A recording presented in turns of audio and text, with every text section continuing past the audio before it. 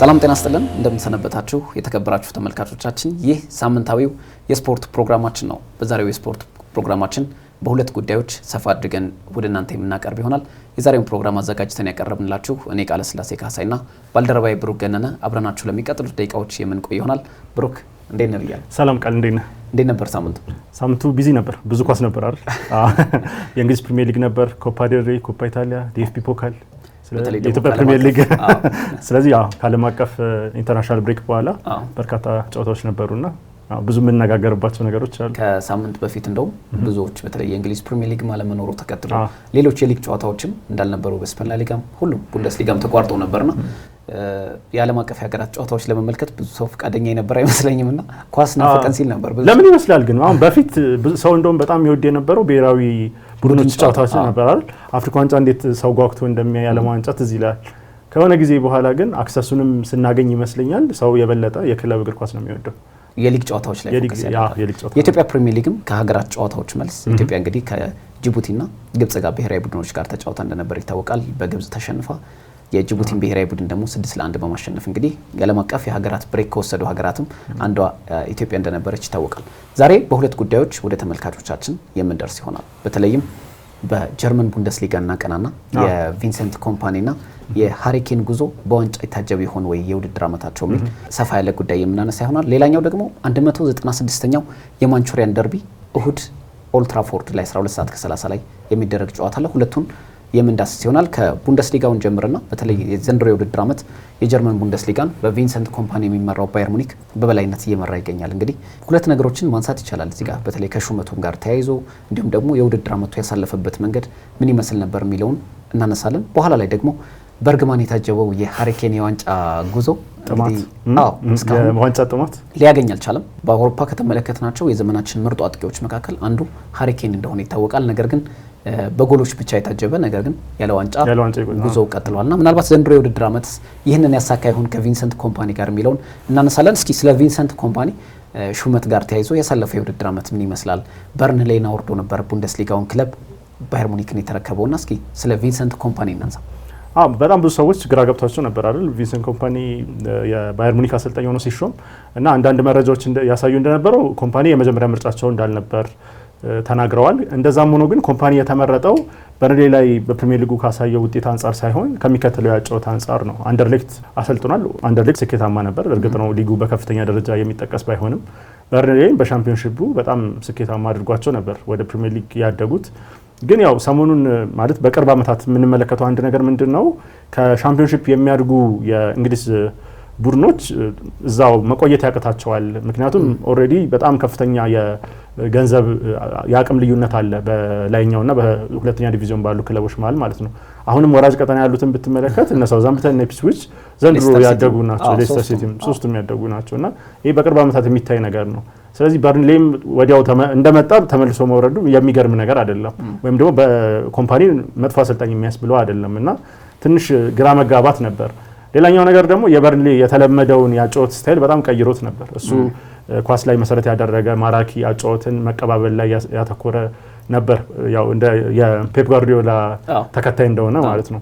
በርንሌይ ደግሞ የምናውቀው ሾንዳይሽ አይነት ረጅም ኳስ የሚገጭ ኳስ እና እንደውም ትዝ ይለኛል አንድ ቀልድ እንደዚህ የእንግሊዛውያን ደጋፊዎች ቀልድ ነው ማለት አንዱ የበርንሌይ ደጋፊ ተናዶ በኮምፓኒና ሾንዳይሽ ናፈቀኝ፣ ረጅም ኳስ ናፈቀኝ፣ ምንድነው ከበረኛ መቀባበል የሚል ነገር ማለት ነውና ግን ባየር ሙኒክ ከመጣ በኋላ በጣም ጥሩ የሚባል ቆይታ ነው እያደረገ የሚገኘው። በተለይ ደግሞ በቡንደስሊጋው በ6 ነጥብ ልዩነት እየመራ ነው። በተለይ እንደውም አምና እኔ እንደውም ምን ይመስለኛል መሰለ በእርግጥ ነው አሁን በቅርብ ጊዜያት ታላላቅ አሰልጣኞች ወይ ደግሞ ባለልምድ አሰልጣኞች ድጋሚ የተፈለጉበት በተለይ ከጃንዋሪ በኋላ የተፈለጉበት መሆናቸውን የተመለከትንበት እንዲሁም ደግሞ ወጣት አሰልጣኞችን አንዳንድ ክለቦች ሲሻሙባቸው አንዳንድ ክለቦች ደግሞ ባለልምድ ይሻለናል ብለው ፎከስ ያደረጉ አሰልጣኞችን ተመልክተናል። ለምሳሌ ናፖሊ አንቶኒዮ ኮንቴ ነበር የቀጠረው። አንቶኒዮ ኮንቴ ከቶተናም ከለቀቁ በኋላ ያለ ክለብ እንደነበሩ ይታወሳል። እንዲሁም ደግሞ ራሳቸውን ከእግር ኳስ ዓለም አግልለው የነበሩት ክላውዲዮ ራኔሪ ወደ ሮማ ያቀኑበት መንገድም አንዳንድ ጊዜ በተለይ የጣሊያንም ክለቦች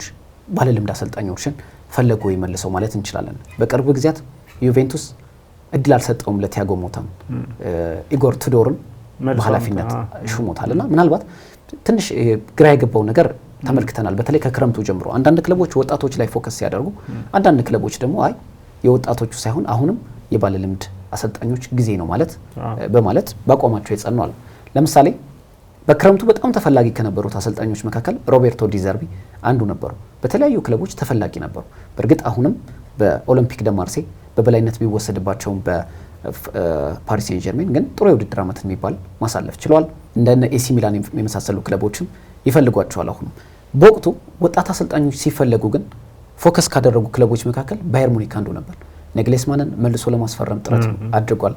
ዲዘርቢን ኮንታክት እንዳደረገ ይታወቃል። በተለይ ከቶማስ ቶሄል ከተለያየ በኋላና ቪንሰንት ኮምፓኒ ለመጣበት መንገድ ቪንሰንት ኮምፓኒን ለማምጣት የሞከረበት መንገድ የሚመስለኝ እኔ በተለይ በ2023/24 የውድድር ዘመን ላለፉት 11 ዓመታት የቡንደስሊጋን የበላይነትን የተቆጣጠረው ባየር ሙኒክ በወጣቱ አሰልጣኝ የሚመራው ባየር ሌቨርኩሰን ዋንጫውን ሻምፒዮን ሆነና ዣቢ አሎንሶ ባየር ሌቨርኩሰን ሲረከበው ከወራጅ ቀጠና ላለመውረድ የሚታገል የነበረ ቡድን ነበር። ግን በውድድር ዓመቱ 3ዮሽ ዋንጫን ማሸነፍ ቻለና ያን በተለይ የዘመኑ ከነ ሚኬል አርቴታ ጋር ተሳስሮ የዘመኑ የወጣቶች አሰልጣኞች ነው ወይ በሚል ባየር ሙኒክም ፎከሱን ወደዛ አድርጓል። በእርግጥ ከመወሰኑ በፊት ከተለያዩ አሰልጣኞች ጋር ከነ ራፍ ራኒክ የመሳሰሉ አሰልጣኞች ጋር ለመነጋገር ሞክሮ ነበር ባየር ሙኒክ። በኋላ ላይ ቪንሰንት ኮምፓኒን ሲሾም ብዙ ጥያቄዎች ተነስተዋል። ኢቭን ከቀድሞ የክለቡ ተጫዋቾች ጋር በተገናኘ ብዙ ጥያቄዎች ተነሱ። እንዲሁም የክለቡ አመራሮች በጣም ብዙ ጥያቄዎች እንደነ ማክስ ኤብራል ብዙ ጥያቄዎች የተነሱባቸው ነበር።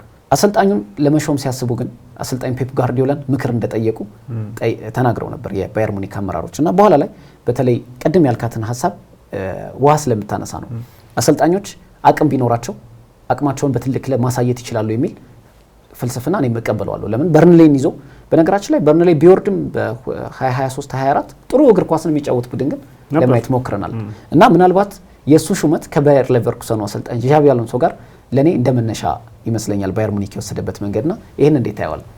አዎ ትክክል ነው። እንደውም ዣቢ አሎንሶ ራሱ እኮ እየፈለጉ ነበር ባየር ሙኒክ ይሄ ጀርመን ውስጥ አሪፍ ተጫዋች አሰልጣኝ ካለ ወደኛ ይመጣል አይነት ነገር አለ። አሁን ከዚህ በፊትም አንስተናል። አሁን በአንድ ወቅት ነው ዛቢትዘር ኡፓሜካኖና ናግልስማን ላይፕዚግን ትተው ወደ ባየር ሙኒክ ያመሩት አይደለ? ከዛ በፊትም በሌሎች ክለቦች ተመልክተናል። በተለይ በዶርትመንድና ባየር ሙኒክ ሀያል ክለብ ነው፣ በጣም ሀያል ክለብ ነው። ከሌሎቹ የቡንደስሊጋ ክለቦች አንጻር በዋንጫ ብዛት፣ በፋይናንስ አቅም፣ በሜምበሮች ራሱ የክለብ ኦፊሻል ሜምበሮች ሰፖርተሮች ራሱ በጣም የማይገናኝ ነው እና ሁልጊዜ ፓወርፉል ነው እና ብዙ ጊዜ የጀርመን እግር ኳስ ውስጥ እየሰራ ባየር ሙኒክ ከጠራ እሺ ነው የምትለው እና ዣቢ አሎንሶም የ3 ሲዝን ቢሆንም የመጫወቻ ዘመኖቹ ማብቂያ ላይ ቢሆንም 3 ዓመታት ለባየር ሙኒክ ተጫውቷልና ስለዚህ ባየር ሙኒክ ሊሄድ ይችላል፣ ሪያል ማድሪድ ሊሄድ ይችላል እየተባለ ነበር። ከሌላው ሰባስቲያን ሆነሽ ግን አሁን ሰባስቲያን ሆነሽ ከሽቱትጋርት ጋር በጣም ድንቅ እንቅስቃሴን አምና እያደረገ ነበር። ለቻምፒዮንስ ሊግ እንዲያልፉ አድርጓቸዋል። 4ኛ ነበር የጨረስኩት። እንደዚሁም ደግሞ ዘንድሮ ለዲኤፍቢ ፖካል ፍጻሜ አድርሷቸዋል። በጣም ጥሩ የውድድር ጊዜን እያሳለፈ ነው የሚገኘውና ኡሉ ሆይነሽ ደግሞ የአንጋፋው የባየር ሙኒክ ተጫዋች ፕሬዚዳንት ማላፊም የነበሩ እሳቸው ደግሞ አጎቱ ናቸው። ስለዚህ እሱም ይመጣል እየተባለ ነበርና የኮምፓኒ በጣም ብዙ ሰዎችን ያስገረመ ነበር። ግን ኮምፓኒ ከመጣ በኋላ በጣም ጥሩ ቡድን ነው የተመለከትነው ከጨዋታ አንጻር ከውጤት አንጻር። ግን አሁን ምናልባት በቅርብ ሳምንታት እየተመለከቱት ያለውት ይሄ መጀመሪያ የነበራቸውን ሀያልነት ልዩነት በጣም በሰፊ በግብ ልዩነት ማሸነፍ እየቀነሰ መጥቷል። አሁን ለምሳሌ ባለፈው ሳምፓውሊ ጋር ነበር በቡንደስሊጋ የተጫወቱት በሜዳቸው በአሊያንዝ አሬና ነበር፣ ግን በጣም ከብዷቸው ነበር። ሳምፓውሊ ዘንድሮ ያደገ ቡድን ነው፣ ላለመውረድ እየታገለ ያለ ቡድን ነው። ግን ሰሞኑን የመንገጫገጭ ነገሮች እየታዩባቸው ነው። ከኡኒየን በርሊን ጋር ነጥብ ጥለው ነበር። ስለዚህ ከዛ በፊት በነበረው ሳምንት ማለት ነውና ከኦግስበርግ ጋር አርብ ይጫወታሉ እና በጣም የተለያዩ አይነት የአቋም ወጥ አቋምን ይዞ የመቀጠል ነገር ላይ ጥያቄ ይስተዋላል። ነገር ግን በዘንድሮ ከኮምፓኒ ላይ ያዩዋቸው ነገሮች ምንድናቸው? ጥሩ ስብስብ አለው። በተለይ ደግሞ ኦዲሴ በዘንድሮ ከፈረመ በኋላ በጣም ጥሩ እንቅስቃሴ እያደረገ ነው። የሙሲየለም ድንቅ ብቃት እንደቀጠለ ነውና ሌሎችም በኋላ የምናነሳቸው ተጫዋቾች አሉ፣ በጣም ወሳኝ ናቸው። ከዚህ በፊት በቡንደስሊጋው ክለብ ባየር ሙኒክ የምንመለከተው በተለይ የአንድ ተጫዋች የበላይነት የሚባል ነገር በአሰልጣኝ ቪንሰንት ኮምፓኒ እየተመለከተ ነው አይመስለኝም። ለምሳሌ አሁን ባየር ሙኒክን ብጠራ በፊት ለምሳሌ በልዩነት የምጠራቸው ተጫዋቾች ነው። ሮበን ሪቤሪ ሮበን ሪቤሪ ብለህ መጥራት ትችላለህ። እንዲሁም ደግሞ ሾንስታይገርን መጥራት ትችላለህ። ፊሊፕ ላህም ብቻ በልዩነት መሪዎችም አሉት። አሁን የቡድኑ መሪዎች ሁሉም ናቸው።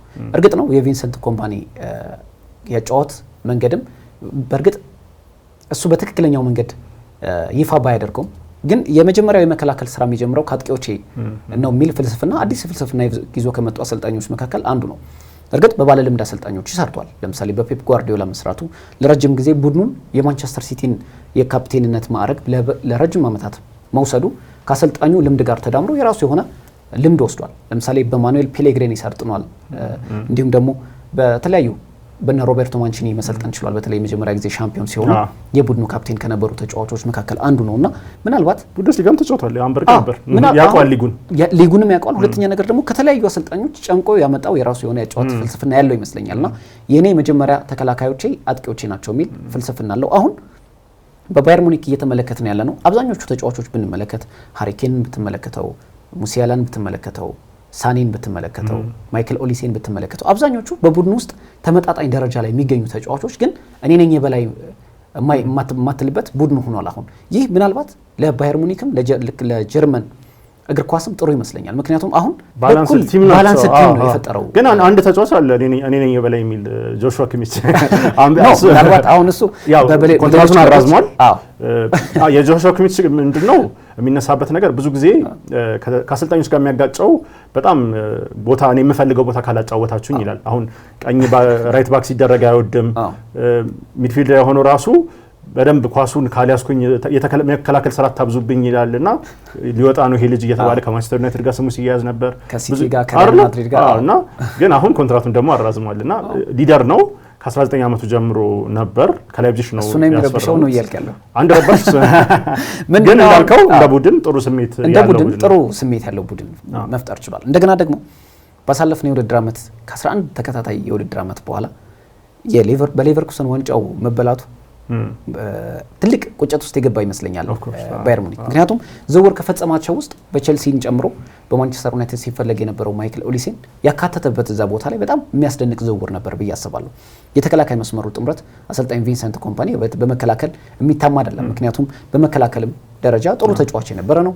እንዲሁም ደግሞ የማጥቃትም ተጫዋቾች ደግሞ የመከላከሉን ስራ እንዲያገዙ የሚያደርግበት መንገድ ባለፉት ጨዋታዎች ላይ ሃሪኬን የሚገርም ኳስ ሲከላከል ስንመለከተው በግራ በኩል አልፎንሶ ዴቪስን ለማገዝ የሄደበት መንገድ አንዱ ማሳያ ነው እና ምናልባት ቪንሰንት ኮምፓኒ በውድድር ዓመቱ የተሻለ ጊዜያትን ለማሳለፉ ትልቁ ማጀቢያው ግን ዋንጫ ነው ብዬ አምናለሁ። አሁን በ65 ነጥብ ቡንደስሊጋውን እየመራ ነው። 7 ጨዋታዎች ብቻ ይቀሩታል። ከ7ቱ 5ቱን ማሸነፍ ሻምፒዮን እንደሆነ ያረጋግጣል። ትልቁ ነገር ደግሞ ታላላቅ ከምትላቸው ቡድኖች መካከል ከኦግስበርግ በኋላ የሚጫወተው ዶርትመንድ ነው እና ምናልባት ትልቁ ፈተና ነው ደር ክላሲከር ደርቢ ነው እንጂ ሌቨርኩሰንን ራሱ አለመግጠሙ ለባየር ሙኒክ ትልቅ ነገር ነው። ምናልባት የአውሮፓ ሻምፒዮንስ ሊግ ጉዞውን የቪንሰንት ኮምፓኒ በአሰልጣኝነት ዘመኑ የመጀመሪያ የአውሮፓ ሻምፒዮንስ ሊግ ጉዞ ነበር። እንዴት ተመለከትከው? የአውሮፓ ሻምፒዮንስ ሊግ ያው በጣም ድንቅ የሚባሉ ውጤቶችን አስመዝግቧል። ለምሳሌ 9 ግብ የመጀመሪያ 3 ሽንፈት አጠቃላይ 3 ሽንፈትን አስገጥሞታል። ግን 9 ግብ ራሱ አግብተው ያሸነፉበት ነበር። እንደዚሁም ታልልቀው ታልልቅ የሚባሉ ግጥሚያዎች ላይ እንደዚሁ ደካማ እንቅስቃሴ ሲያደርጉ አይተናል። በተለይ የባርሴሎናን ጨዋታ እናስታውሳለን። በምን ያህል ብልጫ እንደተሸነፉና ክፍተትም እንዳለ ቡድኑ ላይ ያሳየ በጣም ባየር ሙኒክ በዛ ደረጃ ሲበለጥ ብዙ ግብ ሲገባበት የተመለከትንበት ነው። ምናልባት ቻምፒየንስ ሊጉ ከባድ ይመስለኛል አሁን ባለው ሁኔታ። ምክንያቱም ለቻምፒየንስ ሊግ እኔ ቅድሚያ ከምሰጣቸው ቡድኖች መካከል ሪያል ማድሪድ ወይ ባርሴሎና ናቸው እንጂ ባየር ሙኒክ አይደለም። የተሻለ ቅድሚያ የምሰጠው ለሁለቱ የስፔን ክለቦች ነው እንጂ ለባየር ሙኒክ አይደለም። ስለዚህ ሃሪኬን ካሸነፈም ዋንጫ ኮምፓኒም ካሸነፈ የቡንደስሊጋው ወይም የሊጉ ዋንጫ ይመስለኛል የሚሆነው። አሁን አጀማመሩ ጥሩ አልነበረም በቻምፒየንስ ሊግ ከ8ቱ ጨዋታ 3ቱን ሽንፈት ገጥሞታል። በደረጃው 12ኛ ደረጃ ይዞ ያጠናቀቀው ወደ 8ቱን የተቀላቀሉ ቡድኖች ወይ ደግሞ ጥሎ ማለፍ ላይ ለሚቀላቀሉ 16 ቡድኖች ከሚቀላቀሉት አስቀድሞ 8ቱ መቀላቀሉ ይታወሳልና 8ቱን ለሚቀላቀሉ ቡድኖች የተደረገው ጨዋታ ባየር ሙኒክ በፕሌይኦፍ ተጫውቶ ነበር ያለፈው። ሴልቲክን ነበር የተጫወተው። ሴልቲክን አሸንፏል። በእርግጥ በሴልቲክ በመጀመሪያው ጨዋታ በተለይ ትንሽ ተቸግሮ እንደነበር ይታወቃል። ከፕሌይኦፍ ወደ ሩብ ፍጻሜ ለመግባት ባየር ሌቨርኩሰንን ነው የገጠመው። ያ ትክክለኛው ባየር ሙኒክ ደግሞ ያስመለከተን ነበር። ምክንያቱም በደርሶ መልስ 5-0 ያሸነፈበት ጨዋታ ነበር። ይህ ደግሞ በባየር ሌቨርኩሰን ላይና በዣቢ አሎንሶ ላይ የወሰደው የበላይነት በጣም ትልቅ ነበር ብዬ አስባለሁ። ምክንያቱም አምና እንደምናስታውሰው እንግዲህ ሌቨርኩሰን ምን ያህል በባየር ሙኒክ የበላይነትን ወስዶ እንደነበር እናውቃለን። አሁን በሩብ ፍጻሜው ኢንተር ሚላን ነው የሚገጥመው። ኢንተር ሚላን እውነት ለመናገር የጣሊያን ክለቦች በጣም ለመግጠም አስቸጋሪ ከሆኑ ክለቦች ማለፍ ላይ ደግሞ ሲሞኔ ኢንዛጊ በጣም ምርጥ አሰልጣኝ፣ ምክንያቱም በጣም 3-5-2 የሚባል ጨዋታ አላቸው ሁሉም ተግባራዊ የሚያደርጉት አንቶኒ ኮንቴም ሲሞኔ ኢንዛጊ የተለያዩ አሰልጣኞች ጣሊያን ላይ አፕላይ የሚያደርጉት የጨዋታ ዘይቤ ለብዙ ክለቦች ፈታኝ። ይህ ደግሞ በአውሮፓ ሻምፒዮንስ ሊግ 2022-23 የውድድር ዘመን ላይ ማንቸስተር ሲቲ ጋር ለፍጻሜ በተቃረቡበት ወቅት የተመለከትነው ነበር። እንዳሁን ኢንተር ሚላን ጋር ያለውን ጨዋታ እንመልከትና በኋላ ላይ ስለ ዋንጫ እርግማን ያለበት ሃሪኬንስ አሁን የቪንሰንት ኮምፓኒ የዋንጫው ባለቤት ያደርገዋል የሚለውን እናነሳለን። ምናልባት የሻምፒዮንስ ሊግ በተለይ ከኢንተር ሚላን ጋር የሚያደርገው ጨዋታ ማንሳት እንችላለን። ብሩክ ኢንተር በጣም ጥሩ ማለት ሲሞኔ ኢንዛጊ ከመጣ በኋላ ያው ከአንቶኒዮ ኮንቴ ነበር የተረከበው። በጥሩ ሁኔታ ነው ያስቀጠላቸው። እስካሁን ሊጉን አሸንፏል 2 ከዛ በኋላ ኮፓ ኢታሊያንም አሸንፏል። አሁን ደግሞ ቻምፒዮንስ ሊግ በጣም ጥሩ ግስጋሴ ሊኖራቸው ከሚችላቸው ቡድኖች ይጠበቃሉ ብዬ አስባለሁ። 2023 እንዳልከው ፍጻሜ ደርሰዋል እና ምናልባት ሉካኩ ያገኛቸውን እድሎች በጣም የሚያስቆጩ እድሎች ቢጠቀምም ኖሮ ታሪኩ ተቀይሮ ኢንተር ይሆን ነበር አሸናፊ ብለን ማሰብ እንችላለን።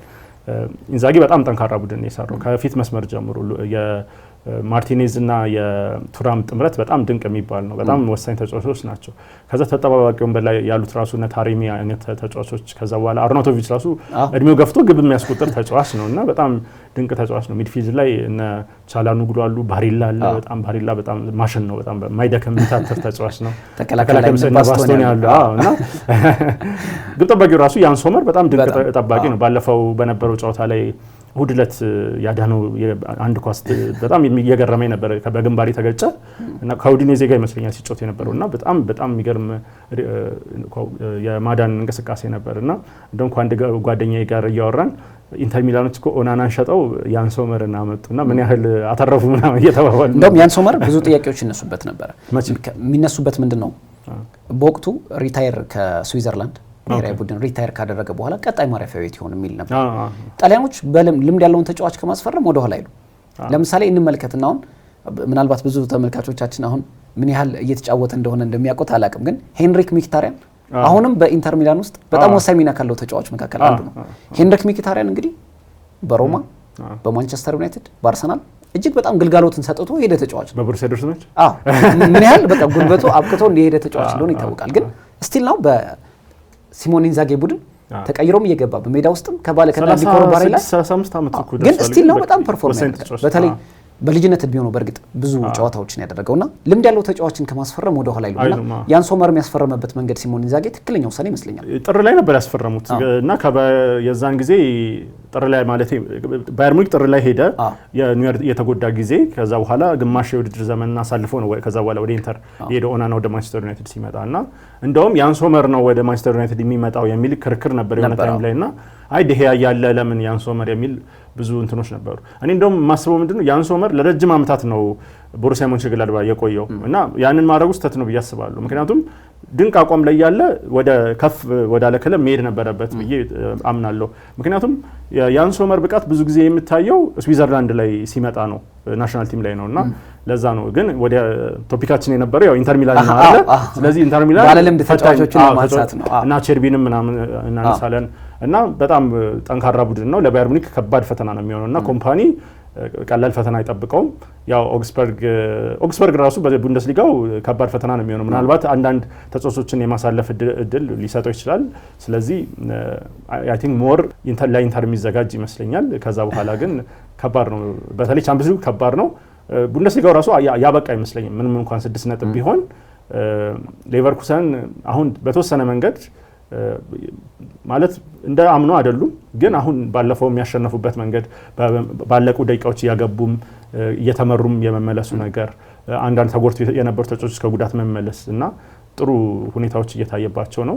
እርግጥ ነው ከዴፍቢ ፖካል በአርሜኒያ ብሌፊልድ በ3ኛ ዲቪዚዮን ቡድን ተሰናብተዋል። ግን ያ ማለት አሁን ከቻምፒዮንስ ሊግ የሉም፣ ፖካል የሉም። 7ቱ ጨዋታዎች ላይ ነው ትኩረታቸው የሚሆነው ቀጣዮቹ። ስለዚህ እድሉ አላቸው። አሁንም ፉክክሩ የሚቀጥል ነው ማሰብ። ቪንሰንት ኮምፓኒ እንግዲህ በተለይ ከቡንደስሊጋውና ከአውሮፓ ሻምፒዮንስ ሊግ ውጭ ደግሞ ከውድድር ዓመቱ መጠናቀቅ በኋላ ወደ ክለቦች ዓለም ዋንጫ ተሳታፊ ነው። አሁን እድሎች አሉት። ለምሳሌ በዘንድሮ የውድድር ዓመት አውሮፓ ሻምፒዮንስ ሊግ ካላነሳ ያን ያህል ጫና ይበረታበታል የሚል እምነት የለኝም። ምክንያቱም የመጀመሪያ የውድድር ዓመቱ ነው። በመጀመሪያ የውድድር ዓመቱ በተለይ አምና በቡንደስሊጋው ትልቅ ቀውስ ፈጥሮ የነበረው የባየር ሙኒክ እንደዛ መዋዠቅ ነበር። በተለይ በቡንደስሊጋው የተወሰደበት የበላይነት፣ በአውሮፓ ሻምፒዮንስ ሊግ ብዙ ርቀት አለመጓዝ ምናምን የሚሉት ነበሩ። አሁን ይህንን ቡድን ሰባስቦ ተበታትኖ የነበረው አብዛኞቹ ተጫዋቾች ክለቡን ሊለቁ ጫፍ ላይ የነበሩ ናቸው። እንደነ አልፎንሶ ዴቪስ ወደ ሪያል ማድሪድ ያቀናሉ ሲባሉ፣ ሌሮይ ሳኔ ክለቡን ይለቃል ሲባል፣ ጆሹዋ ኪሚክ ወደ ሁሉም ቡድኖች ወደ ማንቸስተር ሲቲ፣ ሪያል ማድሪድ ሊያመራ ይችላል ሲባል የነበረበት ወቅት ነበርና ስቴብል አልነበረም የባቫሪያኖቹ ስብስብ። በኋላ ላይ ይህንን ስብስብ ጥሩ ማድረግ አላማቸው እንደነበር ማክስ ኤበረል ሲናገሩ ነበር የባየር ሙኒክ ዳይሬክተር። እና ምናልባት አሁን ሴትል አድርጓል ቡድኑ። አሁን ደግሞ የቡንደስሊጋውን ለማሸነፍ በተሻለ ቁመና ላይ ይገኛል። ይበልጥ እኔ የሚመስለኝ በአውሮፓ ሻምፒዮንስ ሊግ ብዙ ርቀት ባይጓዝ ያን ያህል ጫና ላይ በረታበት ይችላል። እርግጥ ነው ባየር ሙኒክ ከአውሮፓ ሻምፒዮንስ ሊግ ዋንጫ ካነሳ ራቅ ብሏል። ነገር ግን በቀጣይ የውድድር ዓመት ጠንከር ብሎ እንደሚመጣ ይታወቃል። የቡንደስሊጋውን ዋንጫ ግን ማጣት አይፈልጉም። በተከታታይ ለ2 ዓመታት ያንን ዋንጫ ማጣት አይፈልጉም። ምናልባት ቡንደስሊጋውን ካነሳ ግን የተሳካ የውድድር ዓመትን አሳልፏል ብዬ አስባለሁ። በክለቦች ዓለም ዋንጫ ላይ ምን አይነት ብቃት ያሳያል ከውድድር ዓመቱ መጠናቀቅ በኋላ የምንጠብቀው ይሆናል። በአውሮፓ ሻምፒዮንስ ሊግ ግን ከባድ ፈተና ከኢንተር ሚላን ጋር ይጠብቀዋል። የመጀመሪያው ጨዋታ አሊያንዝ አሬና ላይ የሚደረግ ይሆናል። ሁለተኛው ደግሞ በጣሊያኑ ጁሴፔ ሜዛ የሚደረግ ይሆናል። ይህ አጓጊ ጨዋታ ነው። በዛው አያይዘን የቪንሰንት ኮምፓኒ የመጀመሪያ ዋንጫው ለማሳካት እንግዲህ እየተቃረበ ይገኛል። በተለይ በቡንደስሊጋው ሃሪኬን ደግሞ በዋንጫ እርግማኑ ቀጥሏል። በሀገራትም በቶተናም 19 ዓመታትን የቆየው የክለቡ ከፍተኛ ግብ አስቆጣሪ ሆኖ ነው ሄደው። በባየር ሙኒክ በግብ ማስቆጠር ክብረ ወሰን መድመቁን ቀጥሏል። አምና የአውሮፓ ጎልደን ቡት ሁሉ የወርቅ ጫማ የአውሮፓ ኮከብ ግብ አስቆጣሪ ራሱ ያነሳው ሃሪኬን ነውና ምናልባት እስኪ የሃሪኬን ጉዞ የዘንድሮ ምን ይመስላል? ብሩክ ሃሪኬን እንግዲህ በቅርቡ ኢንተርቪው ሰጥቶ ነበርና እዛ ላይ ከተናገራቸው ነገሮች አንዱ ያው ማለት ሁልጊዜ የዋንጫው ነገር እንደሚነሳ እሱም ያውቃል፣ ግን ምናልባት የተሻለ እድል ይኖረኛል ዘንድሮ ብሎ እንደሚያምንና ነገር ግን እስካሁን ባደረጋቸው ነገሮች ደስተኛ እንደሆነ። ምክንያቱም አሁን ለምሳሌ ያነሳቸው ነገሮች ምንድናቸው? ከእንግሊዝ ብሔራዊ ቡድን ጋር 2 ጊዜ የአውሮፓ ዋንጫ ፍጻሜ ተፋላሚ ነበረ። እንግሊዝ ብሔራዊ ቡድን ለፍጻሜ ጨዋታ ሲደርስ 67 ዓመት በኋላ ለመጀመሪያ ጊዜ ነበር። እንደዚሁም በጣም ጥሩ የሚባል እንቅስቃሴን በ2018ቱ ዓለም ዋንጫ አድርገው እስከ ግማሽ ፍጻሜ ደርሰዋል። 2022ቱ ዓለም ዋንጫ ላይም በፈረንሳይ የወደቁበትን መንገድ እናስታውሳለን። በጣም ጥሩ ተፎካካሪ ነበሩ። ፋይን ማርጅን ወይም ደግሞ በትንሽ ልዩነት በሚባል ደረጃ ነው የወደቁት። ከዛ በፊት የነበሩትን ግን የሃሪኬን ጀነሬሽን ከመምጣቱ በፊት የነበሩትን ብሔራዊ ቡድኖች በተለይ ሚሊኒየሙ ከገባ በኋላ ብንመለከት ግን በጣም ጥሩ የሚባል አይደለም የነበራቸው ሁኔታ። በተለይ ስቬን ጎራን ኤሪክሰን መጥተዋል፣ ፋቢዮ ካፔሎ ነበሩ፣ ከዛ በኋላ ሮይ ሆድሰን ነበሩ እና በጣም ጥሩ የሚባል ቡድን አልነበረም። ጋሪ ሳውዝጌት ምናልባት በተሻለ መልኩ እስከ ፍጻሜ ድረስ የገፋቸው ጋሪ ሳውዝጌት እንደነበር ይታወቃል። ምክንያቱም እንግሊዝ ከ1958 በኋላ አንድም ታላቅ መድረክ ዋንጫ አላሸነፈችም እና ይህ ደግሞ ለእንግሊዛውያን ለሶስቱ አናብስት የእግር ኳስ ፈጣሪ ነን ብለው የሚያምኑት እንግሊዛውያን እንግዲህ ሁሌም የዋንጫ ጥማታቸው እንደራቀ ሄዷል። ግን በዚህ ሁሉ መሀል ባለፉት 15 ዓመታት ምናልባትም የእግር ኳስ ከተመለከተቻቸው ምርጥ አጥቂዎች መካከል አንዱ የሚባለው ሃሪኬን ነው። በሁሉም በሄደበት ወቅት ራሱን አሳይቷል። በ2018 የዓለም ዋንጫ ላይ ኮከብ ግብ አስቆጣሪ ነበር። በአውሮፓ ዋንጫ ላይም 3 ግቦች ያስቆጠረው በእርግጥ 4 ተጫዋቾች ቢሸለሙበትም ስቲል ነው በአውሮፓ ዋንጫ ጀርመን ላይ ተደናጋጭነት በተካሄደው ኮከብ ግብ አስቆጣሪ ነበር። እንዳልኩ የቶተንሃም ሆትስፐር የምንጊዜም ከፍተኛ ግብ አስቆጣሪ ነው በ260 ጎሎች። የእንግሊዝ ብሔራዊ ቡድን ከፍተኛ ግብ አስቆጣሪ ነው፣ ከ70 በላይ ጎሎችን ማስቆጠር ችሏል። በጀርመን ቡንደስሊጋ አሁንም ኮከብ ግብ አስቆጣሪ ነው። ብሩክ አንድ ጥያቄ ልጠይቅ፣ ላይክ በግል ማለት ነው የአንድ ተጫዋች ስኬት ዋንጫ ብቻ ነው ብለህ ታምናለህ? በፍጹም። ምክንያቱም እሺ ቶተንሃም እየተጫወተ እንዴት ዋንጫ ያገኝ ማለት ዋንጫ የማያሸንፍ ምናልባት በዚህ ሀሳብ አልስማማም። ምክንያቱም ምን መሰለህ አሁን ዋንጫ ሁልጊዜ የማያሸንፍ ቡድን ውስጥ የሚችለውን አድርጎ ጥሩ እንቅስቃሴ አሳይቶ ቶተንሃም እኮ በታሪኩ ለመጀመሪያ ጊዜ ነው 2019 ላይ የቻምፒዮንስ ሊግ ፍጻሜ ደርሶ አያውቁም። ለመጨረሻ ጊዜ ዋንጫ ያሸነፉት መቼ 2008 ላይ ነው፣ ሊግ ካፕ ነው። ከዛ በኋላ ስንት አሰልጣኝ መጥቷል፣ ስንት አሰልጣኝ ተቀያይሯል። በጣም የሚገርም እኮ ክለብ ነው እና ምንም ማለት እኔ አልፈርድ። አሁን ለምሳሌ አሁን እኔ ብሩክ ጥያቄ ስኬት ገብቶኛል። አሁን አንድ ለምሳሌ ዋንጫ ያልበላ ስኬታማ ተጫዋች ሌሎች ልጥቀስልህ፣ ዋንጫ ብዙ ያላሸነፉ። ለምሳሌ አሁን ወደ አይምሬ ላይ የመጣው አንቶኒዮ ዲ ናታሊ ነው። ኡዲኔዜ ነበር የተጫወተው አንቶኒዮ ዲ ናታሊ።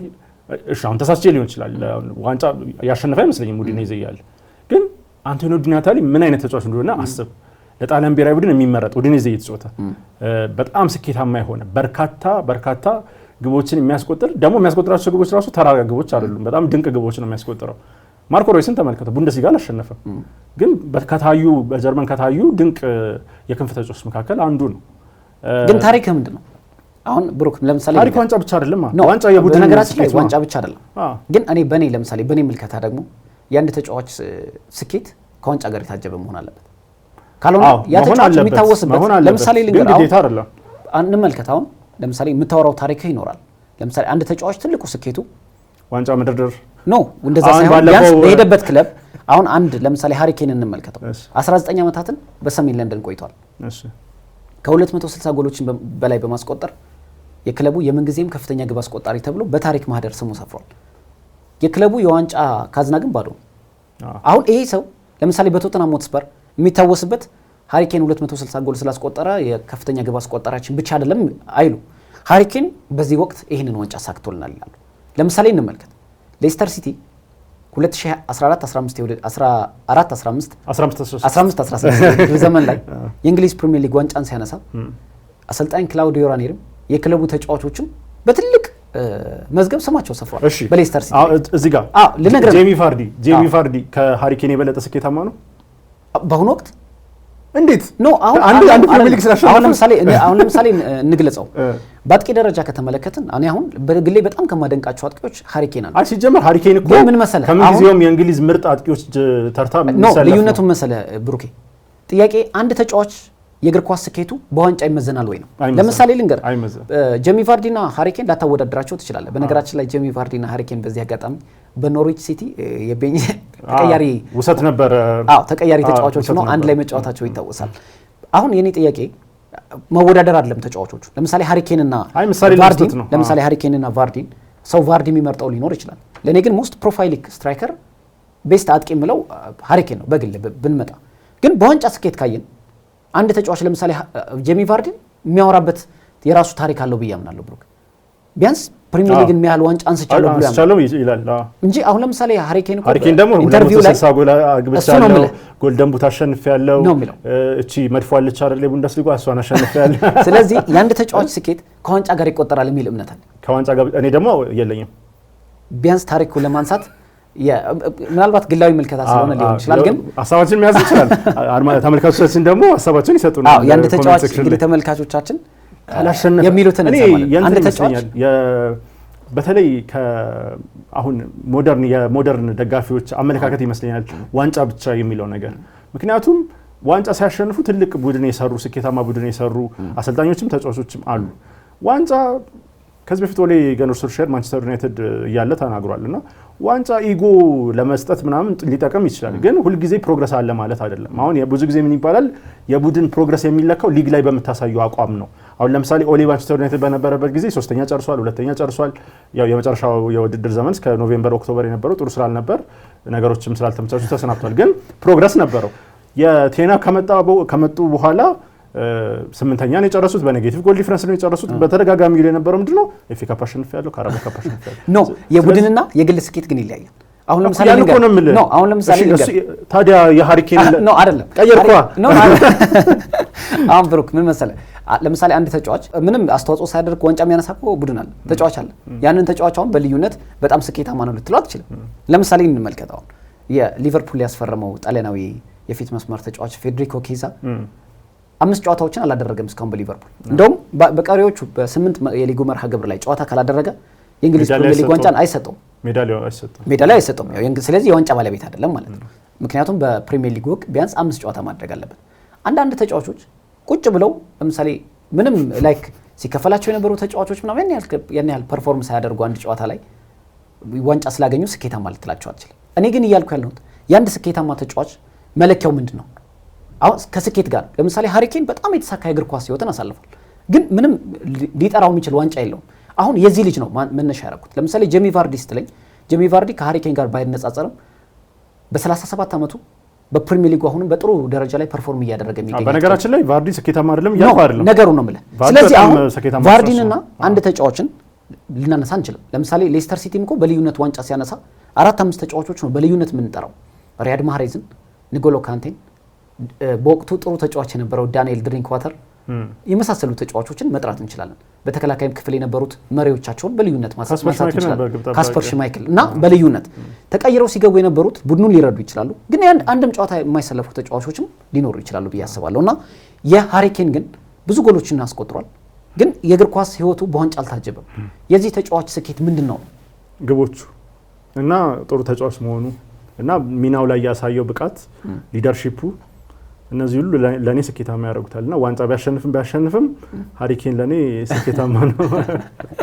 የምን ጊዜ ምርጥ አጥቂዎች ከምላቸው ነኝ በትክክል የምን ጊዜም ብቻ ሳይሆን በተለይ ባለፉት 15 ዓመታት በወጥ አቋም ከተጫወቱ ደግሞ ቀዳሚው ነው ለኔ። ለምሳሌ ብዙ ተጫዋቾች አጥቂ ተመልክተናል። የዋን ሲዝን ፕሌየር የምንላቸው የአንድ አመት ተጫዋች ነበር። ሃሪ ኬን በሁሉም ቡድኑም እየሞተ እየወደቀም የተሻለ ነበር። በነገራችን ላይ ተብሎ ነበር ልክ ሃሪ ኬን 2014-15 የውድድር አመት ላይ ነበር ሳይጠበቅ ቶተናም ላይ ብዙ ግብ ያስቆጠረውና ይሄ አይቀጥልም ባንዴ የውድድር ተብሎ ነበር እና እሱ አሳይቷል። ይሄን እሱ ራሱ ማስመስከር ስኬት ነው። ስለዚህ አምና ቡንደስሊጋው ባይበላም ባየር ሙኒክ 44 ጎሎችን አስቆጥሯል። ምን ያህል በአንድ የውድድር ለመጀመሪያ ጊዜ በቡንደስሊጋ ወደ ቡንደስሊጋ ቅንቶ የዛን ያህል ጎሎችን ያስቆጠረ ተጫዋች የለም። ብዙ ክብረ ወሰኖችን ሰባብሯል። በሁሉም ውድድሮች 44 ጎሎችን አስቆጥሯል። ዘንድሮ 33 ጎሎችን አስቆጥሯል። አምና ዋንጫ ስላላነሳ ግን የሃሪ ኬን 44 ጎሎችን ላስታውስ ናቸው። ይሄ ነው አሁን ማንን የምናነሳው? በሌቨርኩሰን ውስጥ ጥሩ እንቅስቃሴ ሲያሳዩ የነበሩትን እነ ግራኒት ዣካን የተለያዩ ተጫዋቾችን እነ ቪክቶር ቦኒፌስን የምንጠራው በዚህ ልክ ነው። ዩሲ አንድ ጊዜ ዋንጫ ስታነሳ ስምህ ምን ያህል ከፍ ሊል እንደሚችል ፊል ፎደን በዚህ እድሜው 6 የፕሪሚየር ሊግ ዋንጫ አንስቷል። አሁን የተጫዋች የትም ክለብ ሄድ ያምርበታል። ምክንያቱም በአውሮፓ ሻምፒዮንስ ሊግ ጨምሮ 6 የፕሪሚየር ሊግን አሳክቶ ነው ሄደው በማለት ነውና ምናልባት የአንድ ተጫዋች ስኬት ከዋንጫ ጋር የሚታጀብበት ሲሆን ጥሩ ይመስለኛል። በዘንድሮ የውድድር ዓመት እድሉ ምን ያህል ይሆን? በቃ አሁን 7 ጨዋታ ነው የቀረው። 7 ፍጻሜ ነው ያለው ሃሪ ኬን ራሱ ሲናገር 7 የዋንጫ ፍጻሜ ነው። ስለዚህ የሚያሳኩት ይመስለኛል። ግን ቢያንስ አጓጊ የዋንጫ አጨራረስ ምንና ይመስለኛል እንደ ፕሪሚየር ሊግ። አሁን ፕሪሚየር ሊግ 12 ነጥብ ነው። ስለዚህ ከዚህ በኋላ ብዙ የሚቀየር ነገር አለ ብለን አንጠብቅም። ላሊጋ በጣም ቅርብ ነው። ሴሪያ ቅርብ ነው። ፍሬንች ሊጋ ያለቀ ጉዳይ ይመስላል። ቡንደስሊጋ ግን መሀል ላይ ነው ማለት ትንሽ ባላንስ ያለው ነገር ነውና በተለይ የደር ክላሲከር አንድ ጨዋታ ነው። አሁን ለምሳሌ ዶርትመንድ በአሁን ባለው አቋም አስተማማኝ ባይሆንም ግን ነጥብ ማስጣል ቢችል ባየር ሙኒክን ምናልባት የተወሰነ ያህል ክፍተት ይኖራል። አሁን 3 ነጥብ ቢሆን ልዩነታቸው አስበው 6 ጨዋታ እየቀረ 3 ነጥብ በጣም አጓጊ ነው የሚሆነው። የሃሪ ኬን የዋንጫ እርግማን ዘንድሮ ያበቃል? አዎ በነገራችን ላይ ሃሪ ኬን በሰጠው አስተያየትም የኔ የእግር ኳስ ዘመኔ በዋንጫ ይለካል የሚል እምነት የለኝም። በጣም የተሳካ የእግር ኳስ ህይወትን አሳልፌያለሁ። ማድረግ ያለብኝ ማሳካት ያለብኝ ነገር ሁሉ አሳክቼ ያለው ብዬ አምናለሁ ሲል ተናግሯልና ምናልባትም የቪንሰንት ኮምፓኒና የሃሪ ኬን የሚያገናኘናቸው ቪንሰንት ኮምፓኒ በሻምፒዮንሺፕ ክለብ በርንሌይ በተለይ በ2023 24 ወደ ፕሪሚየር ሊጉ ሲያድግ የሻምፒዮንሺፕን ዋንጫ አንስቶ መምጣቱ ይታወሳል። በእርግጥ በ24 የውድድር ዓመቱ መጨረሻ ከሊጉ ተሰናብቷል። አሁን ደግሞ ለመጀመሪያ ጊዜ በትልቅ መድረክ ምናልባትም የእግር ኳስ ታሪኩን ሊወስንለት የሚችል እጣ ፈንታ ትልቅ ከፊት ለፊቱ ይጋፈጣል። የቡንደስሊጋን ዋንጫ የሚያነሳ ከሆነ ለባቫሪያኖቹ ትልቅ ትርጉም ይኖረዋል። ባሳለፍነው የውድድር ዓመት በሌቨርኩሰን የተነጠቁት ዋንጫ በድጋሚ ሀያልነታቸውን ያረጋግጣሉ። ለዚህ መንገድ ደግሞ የፊት አውራሪው ሃሪ ኬን ሚና ትልቅ ድርሻ አለውና ሃሪ ኬንስ የመጀመሪያ ዋንጫውን የእግር ኳስ ዘመኑ የመጀመሪያ ዋንጫውን ያሳካሉ የሚል ያነሳነው ጉዳይ ይሄንን ይመስል ነበር። ተመልካቾቻችን ከጀርመኑ ክለብ ባየር ሙኒክ ጋር ተያይዞ በተለይም ከቪንሰንት ኮምፓኒና ሃሪ ኬን ጋር የመጀመሪያ የውድድር ዓመታቸው ዋንጫቸው ሊያሳኩ ይችላሉ ወይ በሚል ያዘጋጀነው ፕሮግራም ይሄንን ይመስል ነበር። ካፍታ መሸጋገሪያ በኋላ ስንመለስ 196ኛው የማንቹሪያን ደርቢን የምንዳስስ ይሆናል። አብራችሁን ቆዩ።